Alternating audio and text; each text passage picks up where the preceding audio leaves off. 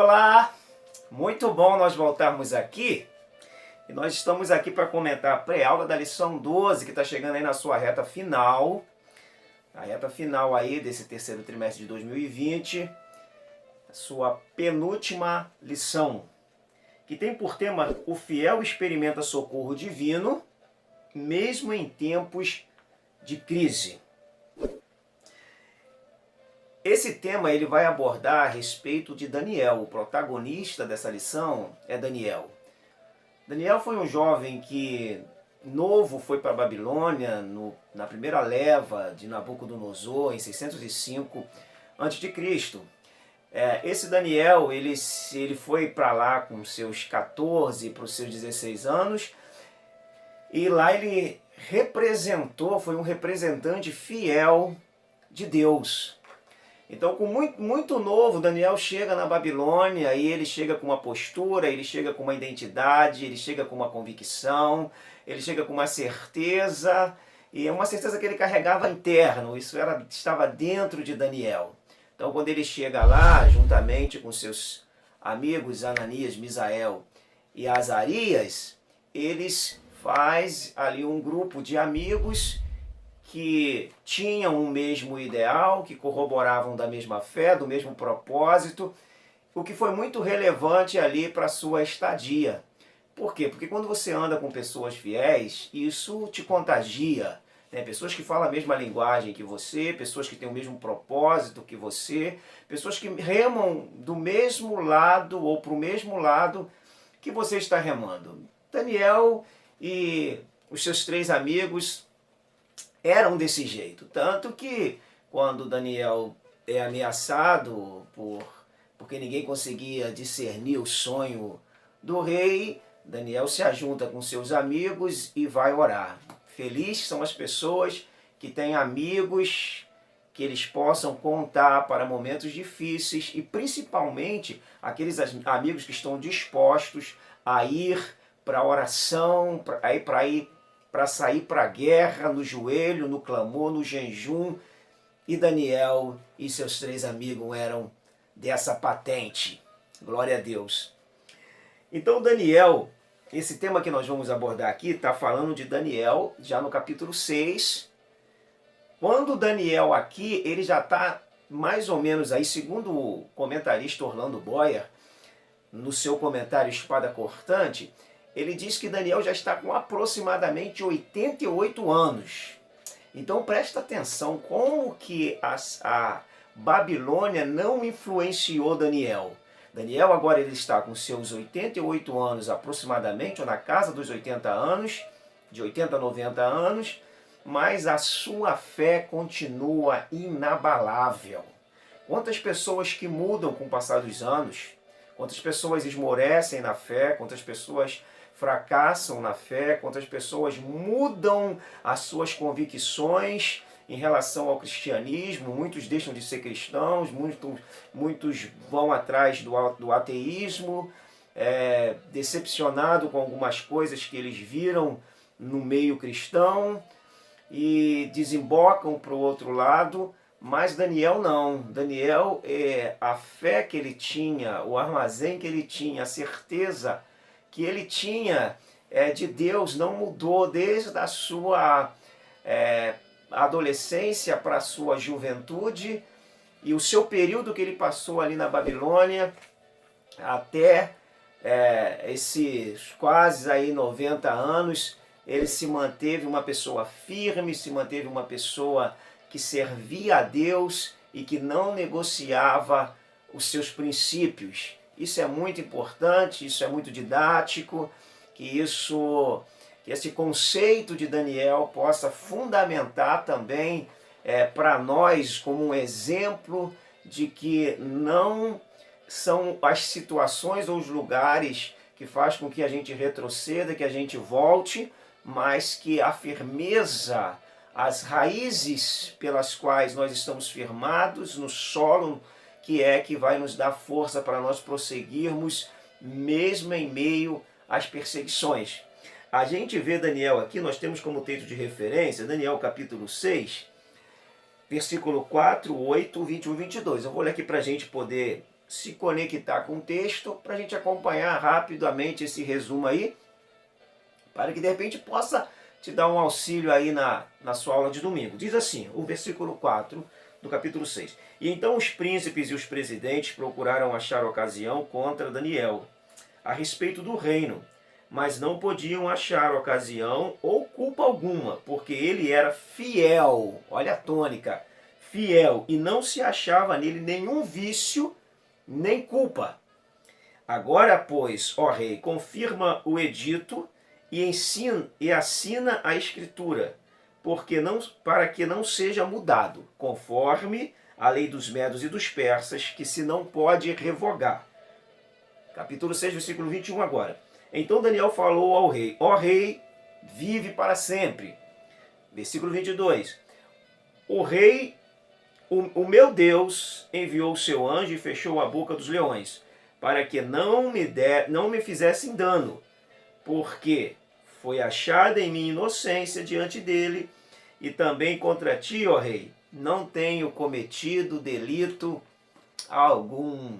Que coisa linda, que vida ilibada tinha Daniel, que padrão de vida tinha esse moço, que foi honrado por Deus e honrou a Deus com seus feitos e com a sua vida. Glória a Deus pela vida de Daniel, que é um exemplo para nós, para que nós possamos seguir este homem que foi um grande profeta, um grande estadista, que viveu no meio, digamos assim, de um charco, mas manteve a sua pureza interna e a sua fé e a sua comunhão com Deus. Daniel abriu mão da sua... Daniel não abriu mão da sua identidade. Isso é um ponto muito importante, porque o que te caracteriza, o que dá o seu perfil, é justamente a sua forma de se identificar ou a forma com que as pessoas te identificam. Se as pessoas te identificarem como uma pessoa de Deus, ela vai te identificar pelas evidências que ela está vendo em você. E Daniel, ele não perdeu essas características. Ele estava lá na Babilônia, mas a sua vida de consagração a Deus, a sua vida de oração, de comunhão com Deus, era irrevogável. Ele não negociava essa vida que ele tinha com Deus, em detrimento a qualquer circunstância. A comunhão dele era algo que ele primava e estimava muito. Então, a identidade. Então, não perca a sua identidade para agradar A, para agradar B, e de repente agrada A, B e desagrada a Deus. Então, nem sempre o que impressiona, às vezes, a gente, que a gente tenta agradar os homens, e a gente acaba desagradando a Deus. Então, o nosso ponto aqui é sempre procurar agradar a Deus, porque se a gente agradar a Deus, Deus vai ser conosco, como foi com o nosso irmão Daniel. Então, decida não se contaminar com o mundo, o seu sistema, né? O seu sistema corrupto, o seu sistema podre, o seu sistema que tenta inculcar na gente que a gente tem que andar na mesma mão que eles e não na contramão. E a gente vai sempre, como servos de Deus, sermos antagônicos ao mundo, ao sistema do mundo. A gente vai amar aos homens, mas jamais amar ao sistema corrupto que há no mundo. Então decida não se contaminar, se manter puro, igual a garça, que anda lá na vala pescando, mas a sua penagem está sempre branquinha. Então isso é importante para a gente tomar como padrão, aí, como exemplo, que está às vezes na lama por circunstâncias, como Daniel estava na Babilônia, não quer dizer que a gente tem que se sujar. Então mantenha a sua vida aí, nós estamos, é como se fôssemos numa embarcação, no mar. O mundo é o mar, ou seja, a embarcação está no mar, mas o mar não pode estar dentro da embarcação. Por quê? Se o mar estiver dentro da embarcação, a embarcação afunda.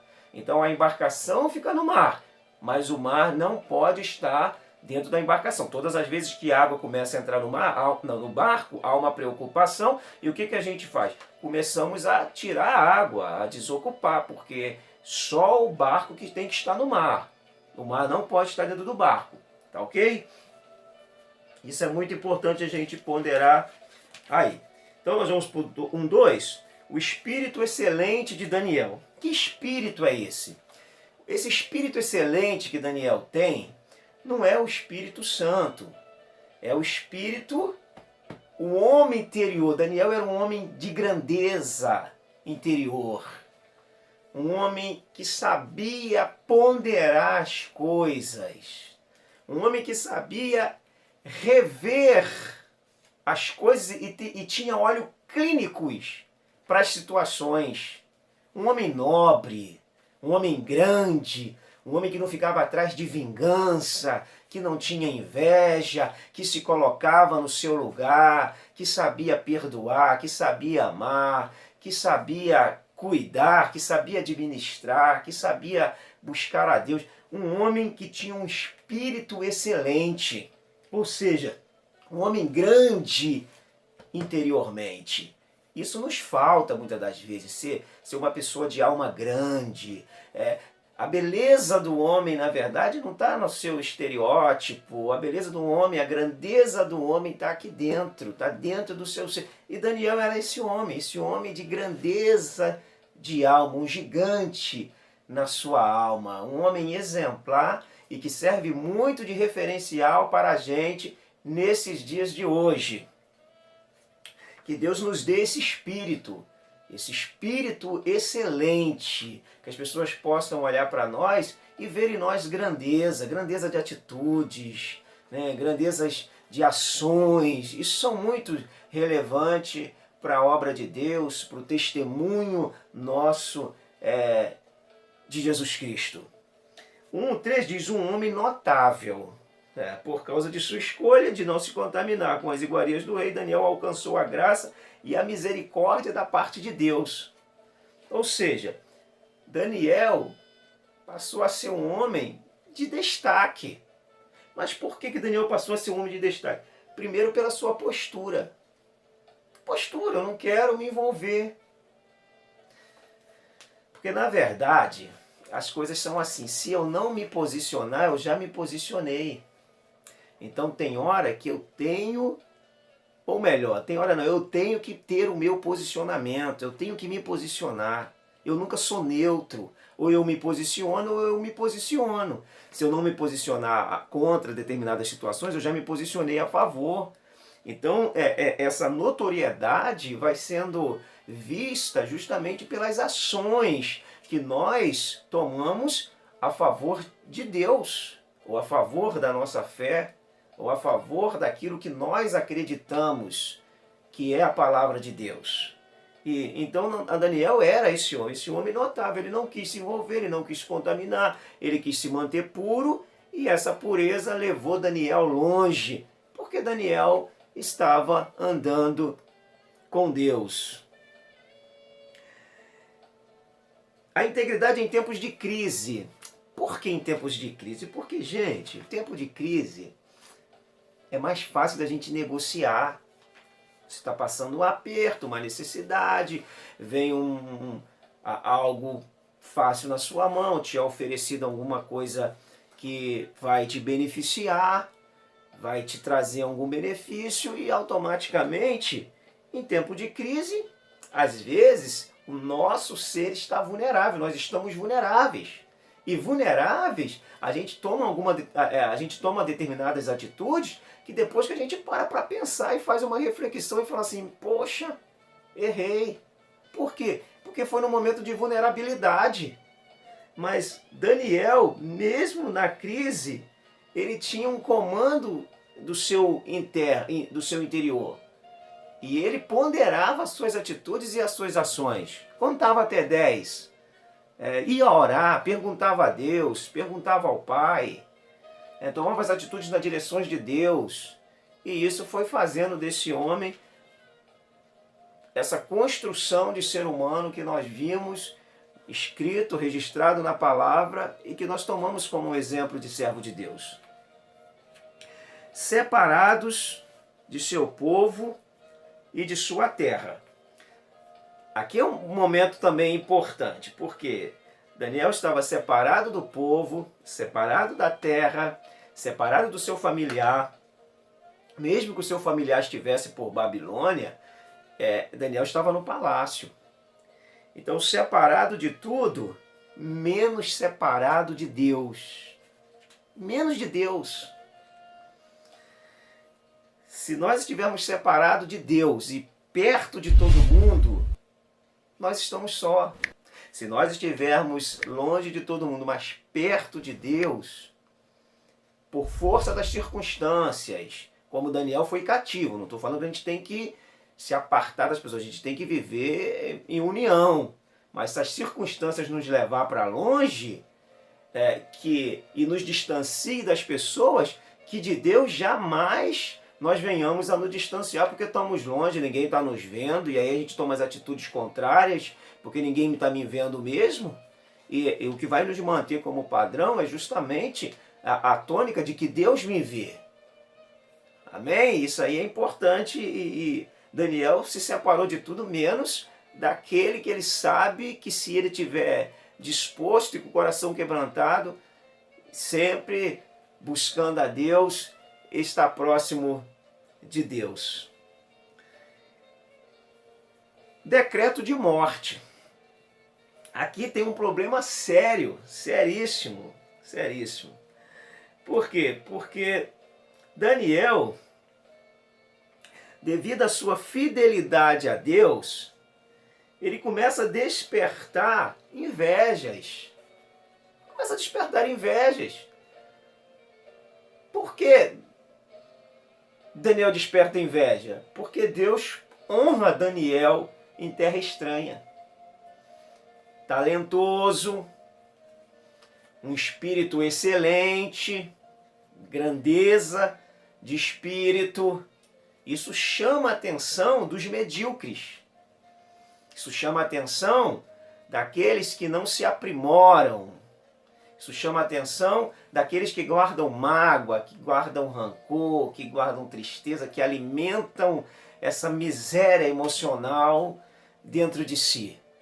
E por causa desses atos nobres de Daniel, os opositores começaram a querer a cabeça de Daniel. E para eles pedirem a cabeça, eles tinham que criar um decreto, e esse decreto ser sancionado pelo rei.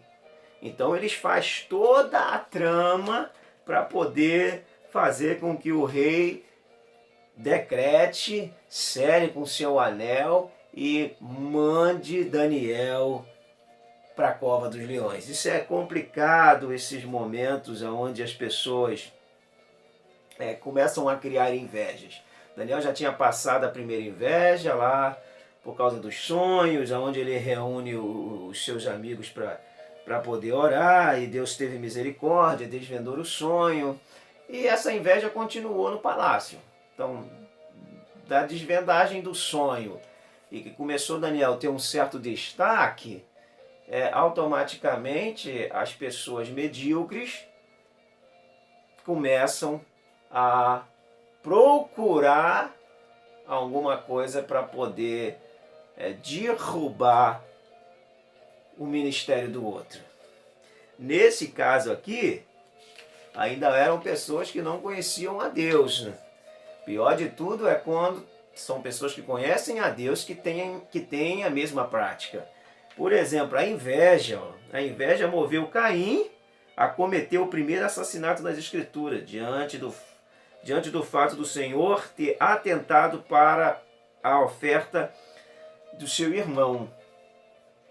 Por exemplo,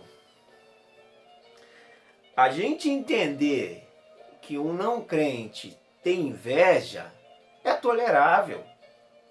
Você trabalha numa empresa e Deus te abençoa nela sobremaneira, e quem não é ali da fé inveja você e tenta te prejudicar.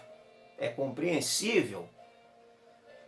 Agora, nesse caso, eram os que não eram da fé que prejudicavam, que estavam à caça de Daniel. Mas às vezes também existem os da fé, que olha para você assim, meio torto, com inveja.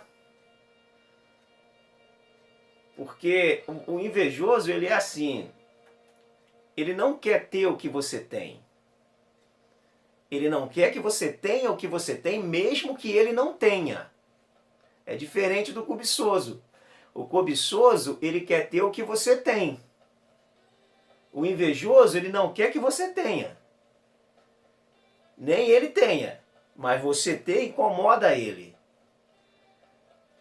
Às vezes acontece essa inveja, que é até uma obra da carne, conforme está lá em Gálatas capítulo 5, está aqui, capítulo 5, a partir do versículo 16, quando Paulo fala da obra da carne, está lá a inveja. Então, que a inveja não habite em nós. Que o ministério dos nossos irmãos sejam para a glória de Deus e para abençoar as nossas vidas e a vida de outros. Que a gente consiga captar isso, para a gente não se tornar pior do que esses aqui, que não eram e tinham inveja. Por exemplo, a gente pode ver aqui nessa ilustração de Caim e Abel, que em tese a inveja está no culto. Por quê? Porque o irmão adora melhor, porque o irmão canta melhor, porque o irmão prega melhor, porque o irmão fala melhor. Só que essa pessoa que tem inveja, ela tem, eu acredito, talentos melhores em outras áreas do que aquela pessoa que ele está se invejando. Então que não haja em nós inveja, que não haja em nós esse sentimento de querer ser melhor do que alguém, porque a única pessoa a ser batida é nós mesmos. Que venhamos a ser melhores do que nós mesmos. Isso aí vai fazer a gente andar muito para frente, que nós sejamos felizes com o progresso dos nossos irmãos e não como esses que ficaram à caça de Daniel. Senão a gente fica caçando os irmãos aí para prejudicar um ao outro. Deus nos guarde disso. O perigo da vaidade. Isso é outra coisa, assim, a vaidade é uma coisa muito danosa, muito danosa. Porque pessoas vaidosas, elas querem glórias, elas querem glamour. Pessoas vaidosas, elas querem aplausos. Pessoas vaidosas, elas querem tapinha no ombro e dizer, Deus é contigo, mesmo quando elas estão erradas. O Senhor aprova isso, mesmo quando Deus não aprova. Pessoas vaidosas é muito problemático. Um líder vaidoso, um obreiro vaidoso, um líder vaidoso, isso é muito problemático. E por causa da vaidade, as pessoas acabam aceitando muitas coisas erradas e até que uma hora o abismo chega e ninguém avisa nada, porque aquela pessoa gostava de ser bajulada, de ser elogiada, e aquilo fazia bem, mesmo que em detrimento de tudo isso. Ela sabia no fundo que não estava nada tão bem como parecia. Fé em meios invejosos. Então Daniel, ele manteve essa fé mesmo em meio a esses invejosos que estavam lá no palácio. Ele foi firme. Mas Deus é comigo e eu vou continuar buscando a Deus. Eu vou continuar prosseguindo na minha carreira de fé. Os invejosos deveriam fazer a mesma coisa que eu. Porque invejar, às vezes, se o invejoso pegasse a sua inveja e fosse fazer as ações de quem ele está invejando, talvez ele galgaria os mesmos postos. Mas ele não quer que você faça, ele não quer fazer e nem que você faça, ele não quer ter e nem que você tenha. É um problemão, mas Daniel se manteve aí firme com a sua fé em meio aos invejosos. Daniel e sua intimidade com Deus. Daniel mantinha um relacionamento diário com Deus. Agora presta bem atenção. Quando eles criaram o decreto de que não poderia orar, buscar a nenhuma divindade, olha, no meu ponto de vista, a mente de Daniel. Daniel pensou, é mais perigoso ficar sem orar e não ir para a fornalha do que orar e ir para a fornalha. Então eu vou decidir, eu vou orar e vou para a fornalha. Porque ficar sem orar é perigosíssimo. Essa era a tônica de Daniel. O pastor José Armando Sidaco, no seu livro Um Grito pela Vida da Igreja, ele narra o seguinte fato, que a igreja primitiva, ela não tinha medo de morrer, ela tinha medo de ser uma igreja morta. A igreja atual, ela tem medo de morrer, só não tem medo de ser uma igreja morta. Olha que coisa interessante. Daniel, ele não tinha medo de morrer, ele tinha medo de ser um crente morto. Ele não tinha medo da cova dos leões, ele tinha medo de perder o seu contato com Deus. E manteve o seu contato com Deus, manteve firme a sua fé em Deus. Pega essa máxima aí, tenha medo de ser uma pessoa morta espiritualmente, frequenta culto, frequenta igreja, é ativista, todavia a evidência da sua vida é de que você está longe de Deus. E aí nós temos a campanha divina na hora da crise. Por causa dessa devoção a Deus aí, Daniel foi acusado da alta traição, do decreto que arrumaram contra Daniel. Por quê? Por causa da decisão de não ser uma pessoa morta, mas de ser uma pessoa que não tem medo de morrer. O medo de morrer foi substituído pelo medo de ser uma pessoa morta. Então, optamos por ser mortos e ficamos sem morrer por causa da fé. Isso é drástico, isso é trágico, mas acaba sendo essa a realidade dos nossos dias. E o rei, com toda aquela bajulação dele, assinou o decreto e depois ficou preocupadíssimo. A gente não pode esquecer, por maior que seja a nossa liderança, de que nós somos mortais. Mortais. Eu vou resumir aqui uma história rapidamente que o Mário Sérgio Cortella narra no seu livro. Qual é a sua obra? Que quando um general romano chegava na cidade de Roma, ele deixava no campo de Marte um grande espaço. Todo o exército ele ia cortar toda a cidade numa biga, um carro puxado por 2 cavalos, e aí iam 2 servos, um à frente conduzindo os cavalos e um atrás, andando atrás do carro. De 500 em 500 metros, o servo que vinha atrás subia no carro e falava no ouvido do general, lembra que tu és mortal. Descia do carro, andava mais 500 metros, lembra que tu és mortal. E ele ia carregando uma salva com folhas de palmeiras que parecem com a palma da mão. Então salva, uma bandeja de prata com palmeiras. Daí surgiu a salva de palma.